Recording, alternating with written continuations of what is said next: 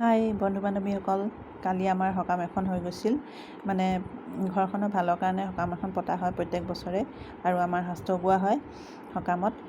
এয়া কেঁচা সকামৰ কাৰণে মানে প্ৰসাদ যোগান ধৰা হৈছে। ভকতে মানে শাস্ত্ৰ গাই আছে, আৰু তাৰ লগে লগে কেঁচা ৰান্ধনি মানে কল কাটিবলৈ আৰম্ভ কৰিছে, আৰু কিবা কিবি পিঠা চিঠা দিয়ে। এইবোৰ তেওঁ এইফালে যোগান হেৰি কৰি থাকে, ৰেডি কৰি থাকে। আৰু এইফালে ভকত আছে, সিহঁতৰ ভৰিয়াত মানে গৈছিলে বাহিৰলৈ। আৰু এই ভিতৰৰ ফালে দেখিছেনে কিটচেনটো, কিটচেনৰ ফালেও পকা ৰান্ধনি লগোৱা হৈছে, মানে ভাতৰ যোগাৰ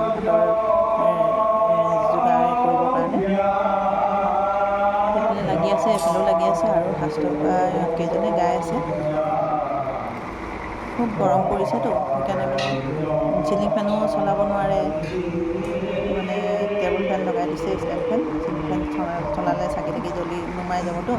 আৰু এতিয়া মা আৰু ভতিজাজনী ইফালৰ কাষৰ ৰুমৰ পৰা শুনি আছে শাস্ত্ৰ কোৱা, আৰু ময়ো আছিলোঁ কাষতে। এয়া তেওঁলোকে প্ৰসাদ খাবলৈ আৰম্ভ কৰিছে। মানে আমাৰ পিঠা দিয়ে, পিঠা কল আৰু কিবা কিবি ফল মূলবিলাক দিয়ে। আৰু একেবাৰে শেষত ভাত খোৱা হৈছে সকলো।